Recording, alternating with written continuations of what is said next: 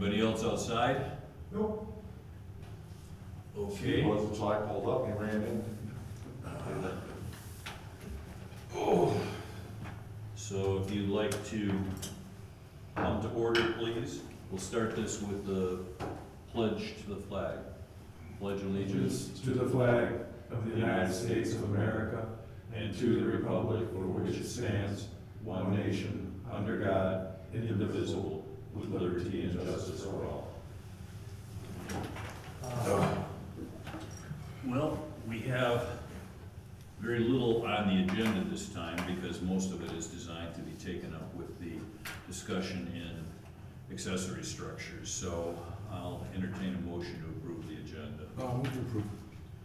All in favor, say aye. Aye. Opposed? We have call to the public. Are you gonna do that first? I just got one question. We haven't got any answer from the asphalt company yet, have we? No. Yeah. Did that down From the officially? asphalt company? Yeah, the asphalt. Officially? The asphalt company we have. What we haven't gotten is a request back from the developer on whether. From the property owner. Yeah. It's the property owner that applied for the rezoning. Okay, so right as this time, the asphalt company is gone. Yes, they have. So it's just we're dealing with the property owner. Yeah, Yes. and they're not necessarily wanting to move forward to Yeah. the same Well, I just request. want to know about They finalization. want to figure out how they can possibly sell the property. Yeah, well, that's fine. They're weighing their options. That's all I wanted. I know we were still waiting for a final, letter from them or something. Well, they can always Yeah, they can They can reapply. reapply for Reapply, whatever. so. I got you. I'm done. All right, well, I don't see any other comments. In this case, we'll move to old business, so. Accessory structures, shall we kind of cover some of the stuff in here?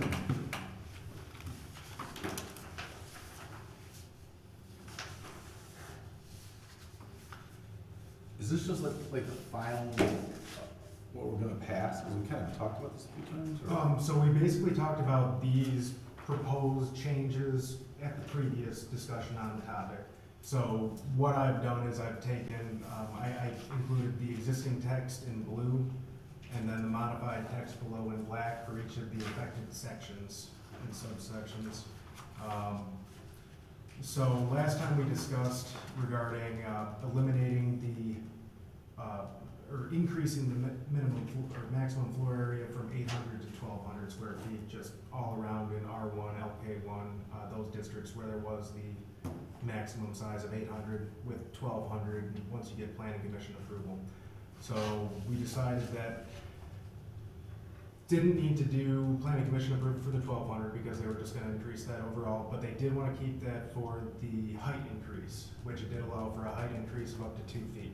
So you can do up to 1,200 square foot, but it still can't exceed the maximum height for the zoning district without special approval from the planning commission. So because of that, what I did is I took the existing modification of requirements, removed the increase in the permitted floor area to 1,200 because that would no longer be necessary. I did add in there under 21.02G1 to include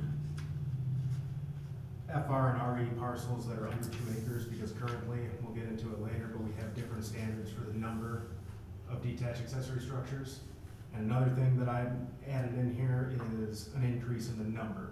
So that can be looked at on a case-by-case basis, say for lake lots exceeding 1,000 linear feet that have adequate area and they want to store a boat.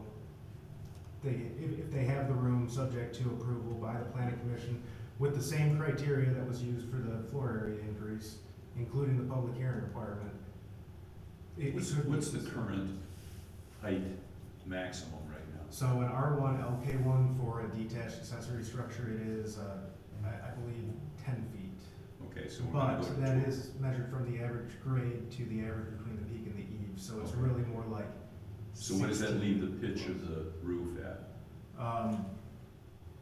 Well, that's how our way of measuring is half halfway between the peak and the eave. So the roof type is going to dictate how high it can actually be based Okay. on the way. So are you talking from the peak of the roof or the average of between? The average grade to the average between the peak and the eaves, that's how our ordinance measures height. Okay, is that something we need to include in this, that that's the way it is, and we're not talking about the peak of the building? Not necessarily Okay. in this particular instance, because it is implied that obviously all other ordinance standards are going to apply.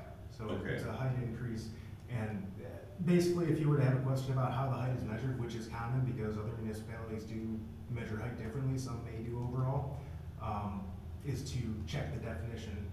And we do have that illustration in there showing all the different methods to determine the average based on the grade. So, I don't want to ask another stupid question, but in the case where you've got a maximum height, is there a minimum height? No. I mean, it's obviously, that's gonna default to building code. Okay. What the building department will realistically approve. Because, there's all kinds of different roof styles and everything, so. We do also have statements when it comes to roof. I mean, I believe it may be specific to principal structures, but it does say, we have a minimum roof pitch requirement. However, if a certain architectural style dictates otherwise, you can go ahead and do it. But it still needs to be measured. I mean, if it were the case that it's a flat roof or almost flat roof, it's measured to, if it is slanted, then the average between the peak and the eaves, but if it is a flat roof, then it would be measured to, obviously, the overall height. And I believe that illustration shows that as well. So, in the case of somebody seeking an exception to that, does that go to the planning commission then, An exception to, to the roof height? up to 2 feet in increase. If they wanted to go up to 2 feet higher than planning commission can handle it, anything beyond that would need to be a variance through the ZBA, which would be a difficult variance to obtain. Okay, that's what I was trying to figure out, whether the planning commission decides the variance there or the ZBA does. Only up to 2 feet, and that's how we've had that for many years. It was the 1,200 square foot and up to 2 feet in height. So they can't get a variance past 2 feet at all? Not at the planning commission level. They could potentially apply for one at the ZBA, but they would need to meet the specific criteria. And just based on my experience, I think that would be a really tricky one to get. Yeah, well, then I know you guys are working on sightlines, that's gonna dictate too. Yeah. That'll come into play, especially in LK1 and R1 zoning lakefront lots. All right, thanks. I didn't mean to interrupt you, Ross. Go No, ahead. it's all good. I interrupted, I'm sorry. This is very, very informal tonight, so in addition to the number of detached accessory structures, which was previously discussed, I also added in there modification of permitted yard locations. So one of the main reasons is, one of the most common variances that we do receive is yard location variances for detached accessory structures. That is something that could potentially be looked at by the planning commission if we amend our zoning ordinance, which would reduce the volume of basically rubber stamp ZBA applications. The planning commission still needs to look at this. It goes through site plan review, a little bit lesser, but it does include in these standards. Site plan application shall include information specified in 20.3.02 with all of these subsections listed, which is a pretty extensive site plan. The planning commission can waive some of those. For example, I believe one of those subsections is topography, contour information. In some instances that may not be necessary, in others it may be. So the planning commission would still have that same discretion when looking at these things, basically treating it through the same scope of a variance, but with similar but different criteria. So they would still need to get special approval for the modification of yard location. It would just be through planning commission instead of ZBA. And Is that a faster process, and is that why? no, not necessarily. It wouldn't be a faster process. It would be slightly less expensive. For a ZBA meeting, it is $400. For, I believe, an application of this kind, it's $225. And that just covers the cost of the public hearing. So either way, if it were a variance through the ZBA, public hearing is required. The way that we have this structured, and the planning commission last time decided they wanted to keep it structured, is public hearing. So, I mean, essentially, it's the exact same process, slightly different criteria, but similar. And PUC instead of ZBA, which is kind of what they did, that is what they did for the floor area increase, because the ZBA was getting a lot of those applications, and it was kind of unnecessary, a waste of time, and, So how small the building, or how large, how far can I go up without just coming to you and getting I can get it, getting okay to just put a building up without going through all the process? so, to just do that, coming into the office with a land use permit, it would need to meet all of the criteria. For This any is- size building, I'm sorry? any size building? Well, it would be limited to 1,200 square foot as a maximum. I mean, if somebody's taking a 10 by 12 building, Mhm. do they have to go through all that process? Not if it meets the setback and yard That's location what I'm saying. requirements. Yeah, this is just for instances where it wouldn't meet the yard location requirement, Okay, all right, so, the height requirement, or, the number All right. requirement. thank you. Everything else, if it does not meet setbacks, it's going to the ZBA. Yeah, okay, I got you. So that's really all that I changed in that section. It was actually pretty simple to accomplish. I mean, I think before we want to send this to public hearing, we can have Zach do a quick check over, make sure that everything's good. Yeah, because Zach really needs to walk through this and, fly spec it for any issues that we haven't seen or that he can think of. that- Yeah, I mean, there may be some issues that exist within the text before it's even modified. Yeah, we'll want to do that. So moving on to, I should have numbered these pages. The fourth page in here, that's where 21.02B2 yard locations is for FR and RE parcels. So this is what we previously looked at the joint meeting and at the last discussion at the planning commission. We have limitations on permitted yard locations based on where your attached accessory structure is, which may make sense in a subdivision setting, but in the majority of the township, Yeah, nobody that I've ever talked to has really been able to give an answer on why that should be. So what I'm proposing to kind of clean that up and resolve it is in FR and RE, side or rear yard location for detached structures, as long as they comply with the setbacks and all of the other lot coverage and all the other dimensional requirements. Because our FR and RE area, I mean, we do have, for instance, the Preserve as a site condominium within RE. I mean, the lot sizes are smaller than our current minimum lot size, but their association recently started allowing detached structures. And since they've done that, all of them have been in the side yard. I mean, side yard versus rear yard in an RE setting is typically not a big deal. So what I proposed is eliminate all that extensively confusing text that determines where your detached structure can be based on where your attached accessory structure is. Just take that out, change it to side or rear yard for REFR.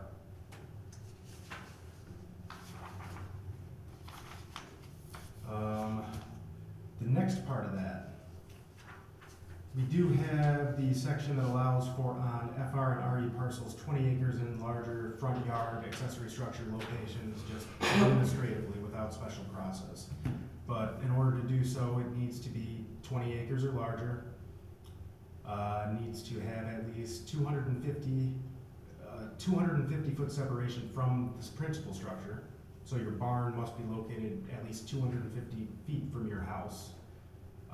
The property must have 466 feet of road frontage, which is very unusual just because nowhere else in our ordinance do we really consider road frontage a thing when it comes to why structures. 466? This I actually trace back to a very old 60s zoning ordinance, when there were obviously probably very few parcels that were, 20 acres wasn't uncommon then.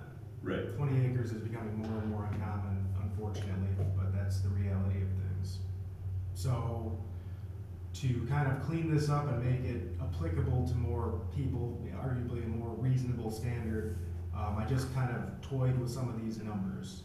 And this is something that will obviously need input from the whole planning commission, from Zach, and obviously obviously we'll have the public hearing on it. But what I propose to do, just initially as an idea, is reduce it to a 5-acre minimum. Just keeping in mind that there are a lot of 5-acre parcels that the house is set back all the way in the back, and they have 500, 600 or more feet of front yard area, usually screened and whatnot. So I thought that maybe 5 acres is the right number, maybe it's not, maybe it needs to be 10, maybe it needs to be more, maybe it can be less. Okay, so is it 20 or 25? It was 20, he's proposing 5. Yeah, I did not cross out 20 in this draft, Yeah, which I should have. so then the word 20 needs to go out of there Yeah. too. Yep. I'm making note of Okay. that. Then instead of the 250-foot separation from the house, personally, when I was researching this, I can't determine exactly why, other than, it was obviously intended to be an agricultural barn or something, and the 250 feet separation from the principal dwelling made sense due to odors, potential nuisance factors, things like that, okay. Nowadays, people aren't building agricultural barns, they're building pole barns for their stuff. So I figured if there is a separation, maybe 100 feet is sufficient, maybe that doesn't need to be there at all. That's something that warrants a little bit further Yeah, what is discussion. That seems like, why would you want to put that in there?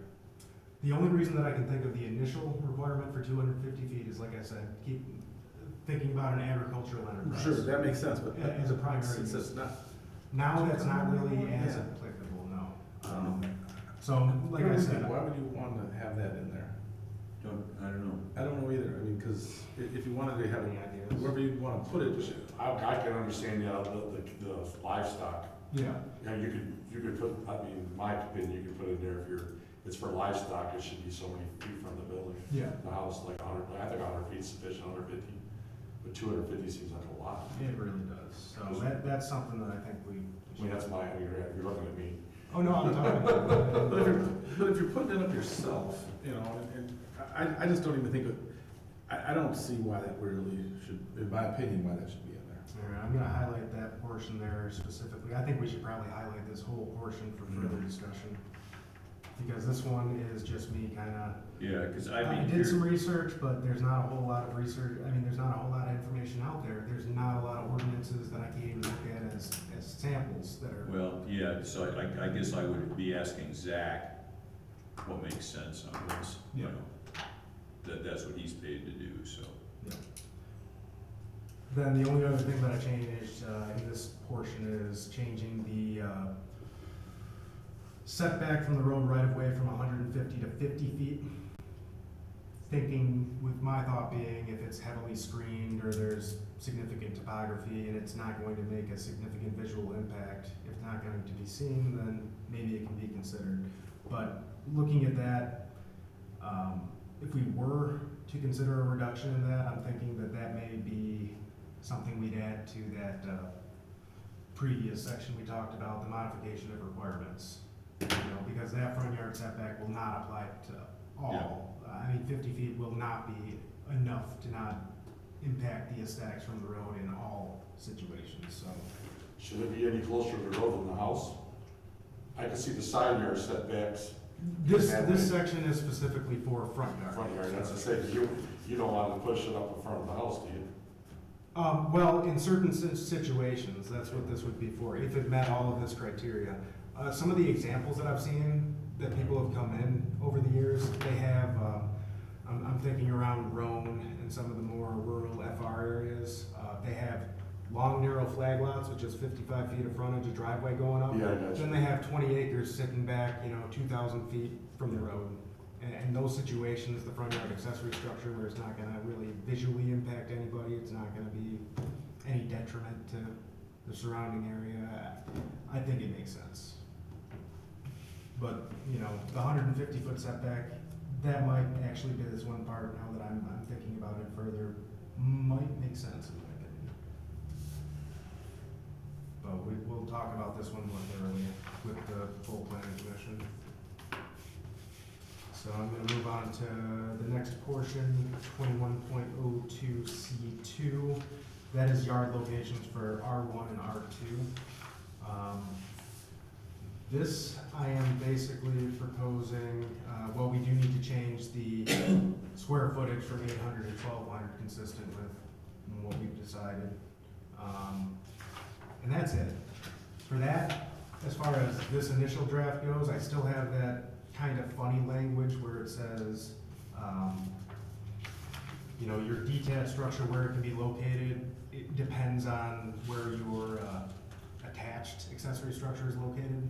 Just because R1 and R2, they're high density. R1, R2, LK1, I just left it in there for now. And I think that we can discuss that a little bit further, whether or not it's appropriate. In FR, I looked at it upside down every which way, and it just doesn't make any sense to me. This one, I can see an argument where, you know, it might be okay to remove.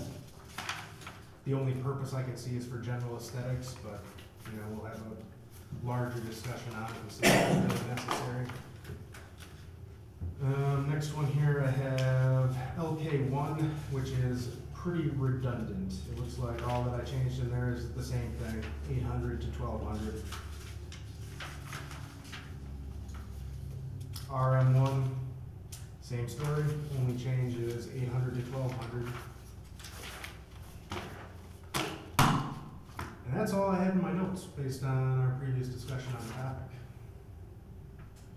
Okay, so we've got this much to finish up then, right? Yeah, I would suggest, like Kurt said, have Zach take a look at it, give us his thoughts on it, and we could maybe, Do we wanna wait and have it at a regular meeting, so we can like, if we're at that point, we wanna schedule a public hearing. When it comes. Why don't we So- send this out again to the To the PC. planning commission and say, look, these were what we discussed, here are the changes. Now, do you wanna have Zach analyze it first?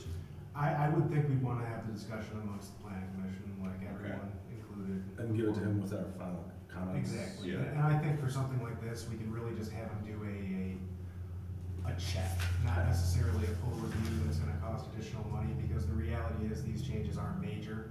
If there is any, you know, significant opposition to anything that's being proposed, we will have the public hearing portion for that. I would like to, though, I don't know what we concluded, but on the 100-foot separation in B2, I'd like to see if we could eliminate that. In B2. Yeah, that was that in the green on the. Yeah, the 100 separation. Yeah, I just don't see a reason for We're that. talking front yard now? That's the one where the accessory building said at least it was 250 and you said 100, but my attitude is, or my thinking is, I just don't know why we would wanna put a constraint on it. I don't see what benefit that would have. I personally don't either. Yeah, I just, Like I said, it might make sense if you're looking at it as an agricultural building with livestock, and that's really the only reason Yeah. that I was able to come up with. yeah. that Well, would and make I sense. also look at, okay, are we then letting people put garages in their front yard that are not attached but are 50-foot setback from the road? This would have a separate setback. Right now, it has a 150-foot setback. Could I have in this draft changing that to 50, but once I thought about that a little bit further, maybe the 150 is appropriate. A much more significant setback than, well, I mean, 150 is the principal structure setback in FR along public roads. Yeah, It because is only that 50 feet.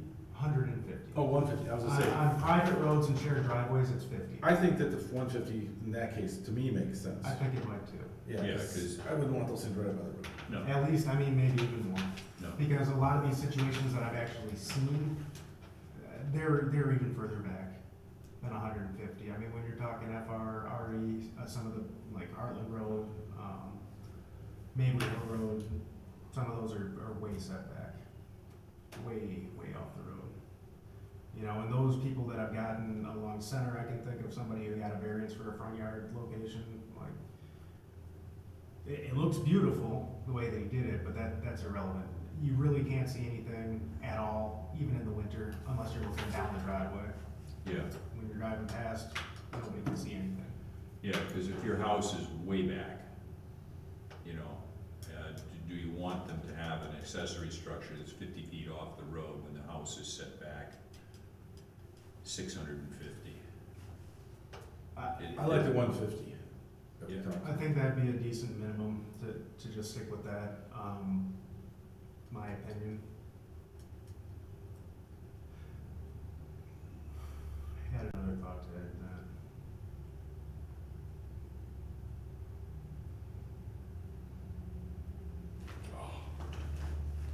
So you want 150, you guys are going for. Yeah.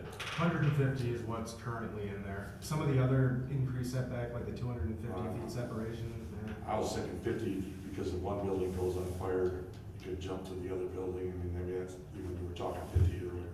oh, yeah. Yeah, I mean, that's still gonna need to be discussed, that separation between the house, but what we were just talking about is the 150-foot setback from the road. The road. Yeah.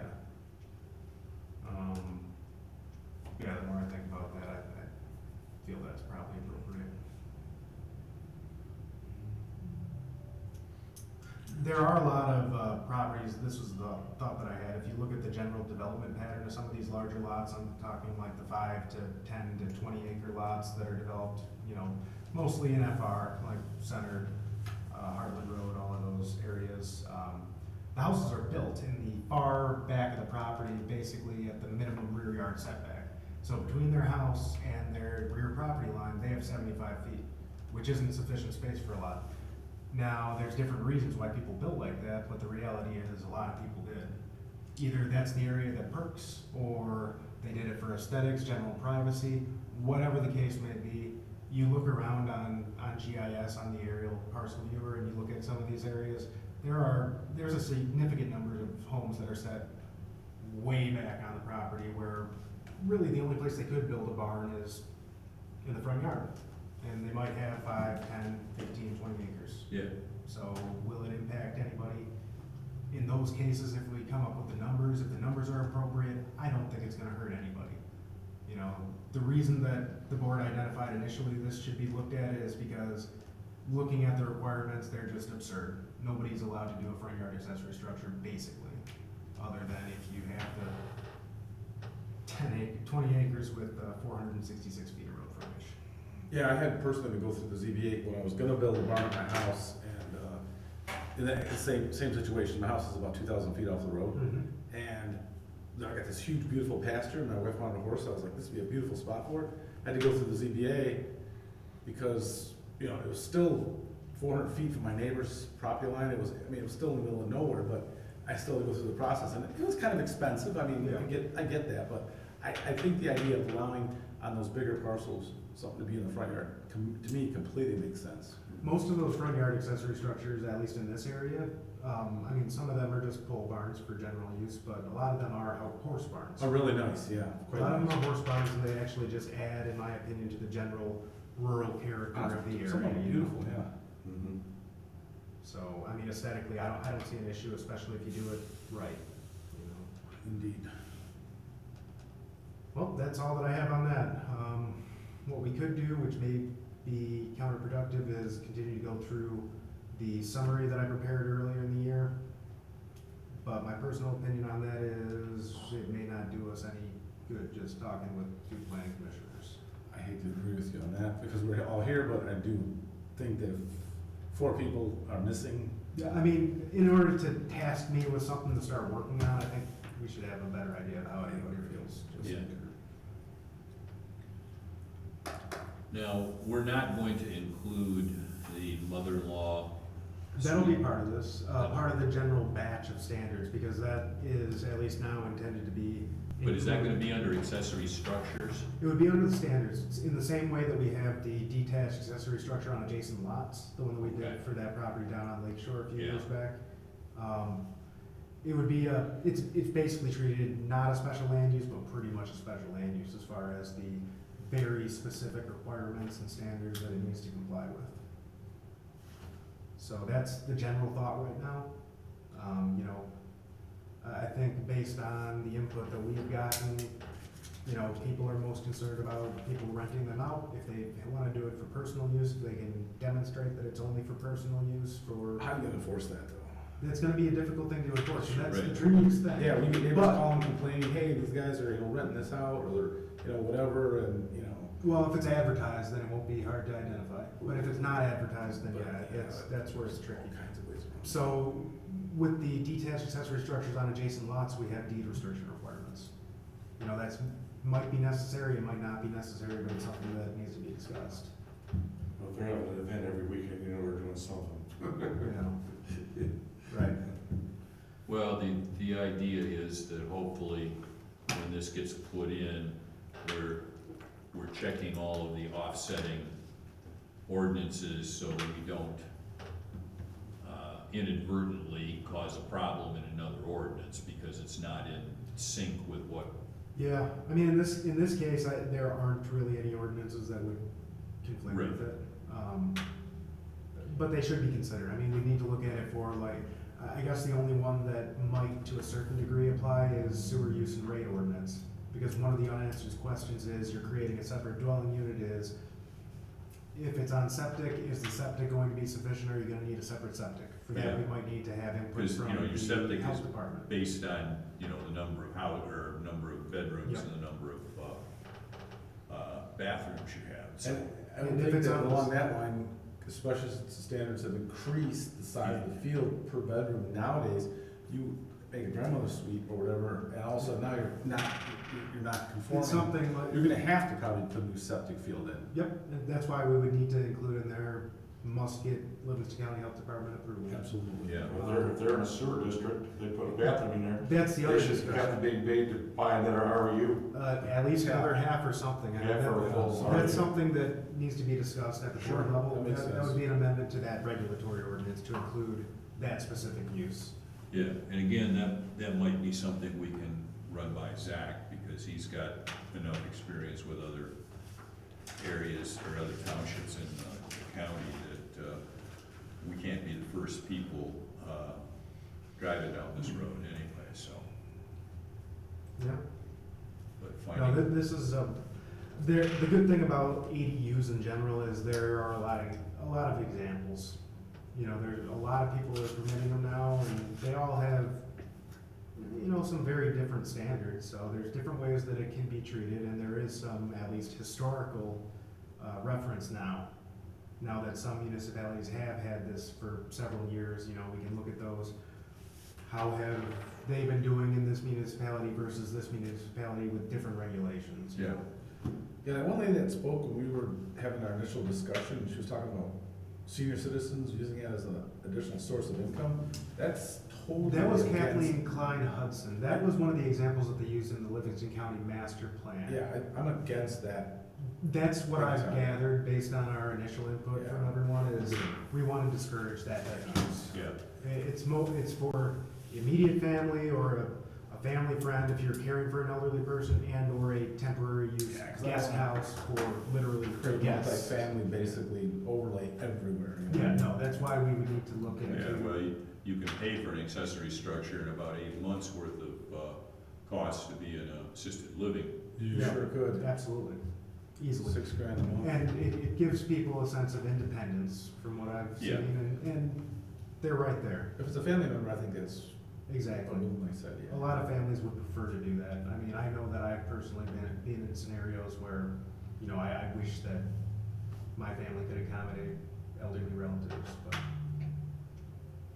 just because of, I'm sure everyone's heard stories about how some of these places treat people. Not only that, maybe they're not getting the care they deserve, but I've heard about some horror stories. Then Not only the cost, it's, Yeah. I think it would just be a nice thing to do for people as long as everyone's on board. And we can, adequately regulate to where it's not creating any nuisance. If it's, if it needs to be a minimum 10-acre parcel or something, whatever it needs to be, but at least give those people who would apply to an option, Right. Obviously, you have to meet all the setbacks too. Yeah. Of course, Yeah, we need to comply with all that. Sure. We would need to figure out, part of that would be yard locations, but it would definitely need to meet at least accessory structure setbacks, consistent with basically how the rest of the ordinance is written. Could an accessory structure also be a tiny house?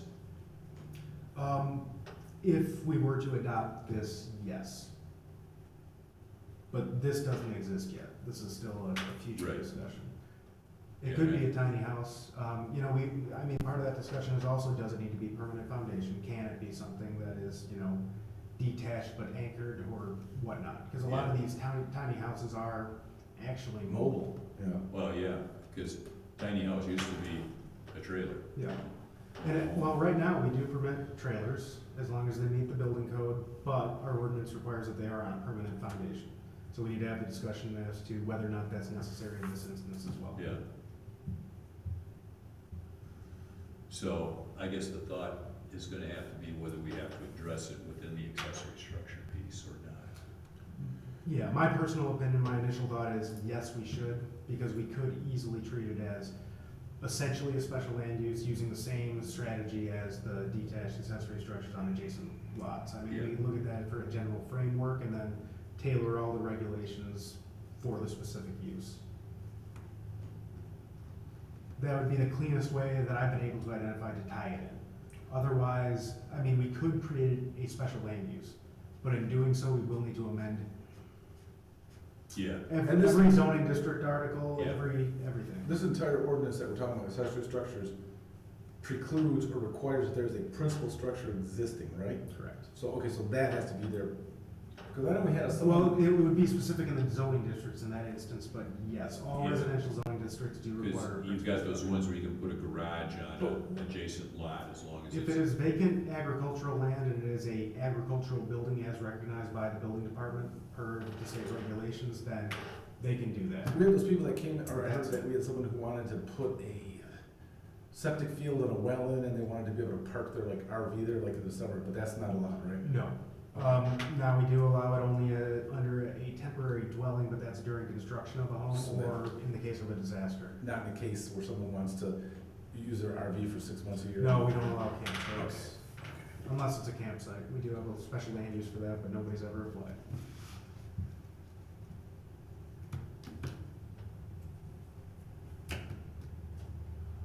well, I think we're down to the point of determining that we probably need to send this out to everybody and have them review it, and then we can go over it our next, meeting. Yeah, based on this discussion, I think the only thing that I would like to change is that front yard accessory structure on 20 acres and larger, just that one discussion we had highlighting the 250-foot separation, what number, if any, should be appropriate there, as well as changing or leaving the front yard setback at 150 based on our discussion. I agree. When is So- our next meeting? It's gonna be August 10th. I will unfortunately not be able to make that. Okay. I'm feeling for Well, you can get your Thanks. comments in, if there's anything you, If there is anything that comes in that is in addition to what we've discussed, I will certainly do that. It's my camping weekend, speaking of camping, a week rather, with my grandsons. All right.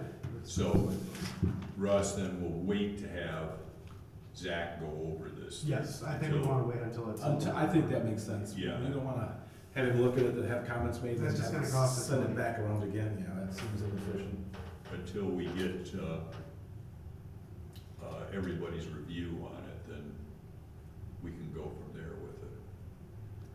Yeah, I think that's good.